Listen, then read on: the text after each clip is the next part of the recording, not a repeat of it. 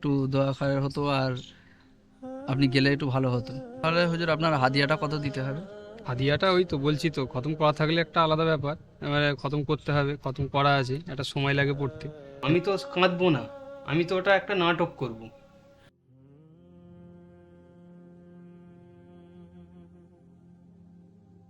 ওই তো আমাদের মসজিদের হুজুর না? হ্যাঁ, চলো দেখা করে আসি।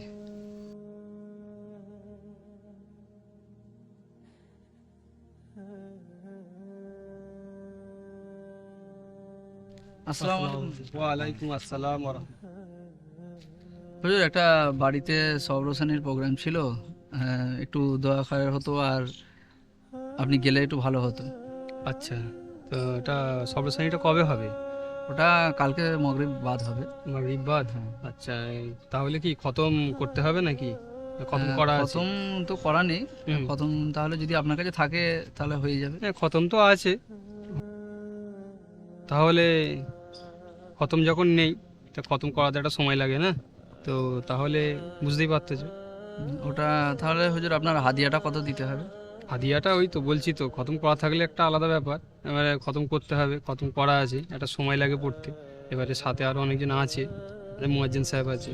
ওটা ধরে দেওয়া ওটা হবে একটু কোনে হুজুরকে নাহলে। ঠিক আছে। ঠিক আছে। তাহলে কাল সন্ধে পরে। হ্যাঁ, কাল মাগরিব বাদ তাহলে যাবেন ইনশাল্লাহ। ঠিক আছে। ইনশাল্লাহ ইনশাল্লাহ।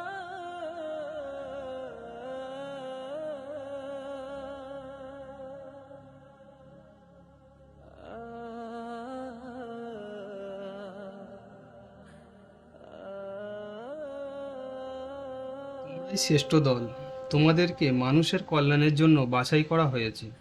তোমরা সৎ কাজের আদেশ দেবে, অসৎ কাজ থেকে মানুষকে।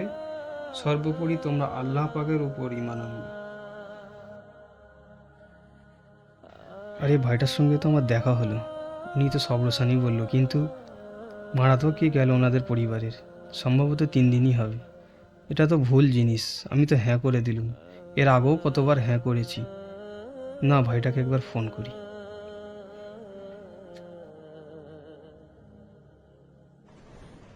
আসসালামু আলাইকুম রহমতুল্লাহি বারাকাতু।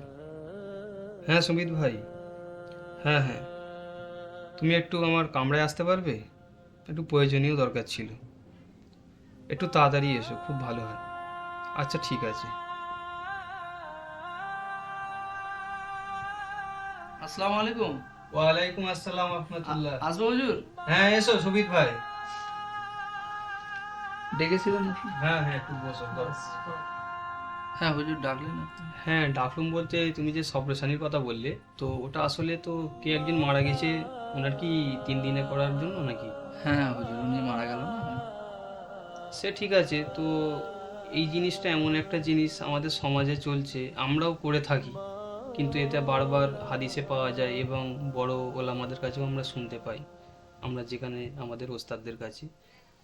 এই যে 3 দিনে 7 দিনে 40 এই যে করে খাওয়ানো মৃত ব্যক্তির জন্য, এগুলো চলে না। এর হক যদিও কেউ খাওয়াতে চায় এতিম মিসকিনের জন্য, কিন্তু আমাদের সমাজে একটু দেখো, বড় লোকদের দাওয়াত করা হচ্ছে, আরও পাড়ার যারা মান্যগণ্য ব্যক্তি তাদেরকে করে খাওয়ানো হচ্ছে, কিন্তু মৃত ব্যক্তির জন্য করা এটা সদগা, কিন্তু সদগা তো তাদের হক না। আর যদি দোয়ার কথা আসে, তুমি পরিবারের একজন, তুমি তো সূরা ফাতিহাটা তো জানো। জি জি। তাহলে তুমি পড়ে, তোমার যে যদি বক্সানোর জন্য দরকার হয়, ইমাম সাহেব ভাড়া করা লাগবে না। কেন, আমি যে দরদ দিয়ে কাঁদবো, আমি তো কাঁদবো না, আমি তো ওটা একটা নাটক করব। আমার কান্না না পালেও আমি কাঁদার চেষ্টা করব, কারণ ওটা আমার পরিবারের তো কেউ নয়। তুমি যদি আল্লাহর কাছে হাত তোলো আর তুমি যদি কান্না করো, তাহলে ওই দোয়াটা বেশি কবুল হবে, তাই না? আমরা এই জিনিসটা বারবার ভুল করে থাকি। তো এটা আমি তোমাকে বলছি, ওটা তুমি পরিবারকে নিয়ে নিজে করো। ঠিক আছে হুজুর। ঠিক আছে। আসছি তাহলে। ঠিক আছে। মহান আল্লাহ পবিত্র কোরআনে বলেন, প্রত্যেকটি প্রাণীকে মৃত্যুর স্বাদ গ্রহণ করতে হবে, আর কিয়ামতের দিন তোমাদের পরিপূর্ণ প্রতিদান দেওয়া হবে। আবু হুরায়রা রাদিয়াল্লাহু তাআলা আনহু থেকে বর্ণিত হাদিসে রাসূলুল্লাহ সাল্লাল্লাহু আলাইহি সাল্লাম বলেন, যখন মানুষ মারা যায় তার সব আমল বন্ধ হয়ে যায়, শুধু 3টি আমলের ফায়দা ভোগ করে। সাদকায়ে জারিয়া, এমন জ্ঞান যার দ্বারা মানুষ উপকৃত হয়, এবং ওই সুসন্তান যে তার জন্য দোয়া করে। কবরস্থ ব্যক্তির জন্য নবীজি সাল্লাল্লাহু আলাইহি সাল্লাম যেভাবে দোয়া করতেন, হে আল্লাহ তাকে ক্ষমা করুন এবং তাকে দয়া করুন, শান্তিতে রাখুন এবং তার থাকার স্থানটিকে মর্যাদাশীল করুন, তার কবর প্রশস্ত করে দিন, বরফ ও তুষারের শুভ্রতা দিয়ে তাকে গুনাহ থেকে এমনভাবে পরিচ্ছন্ন করে দিন যেমন ময়লা থেকে সাদা কাপড় পরিষ্কার করা হয়।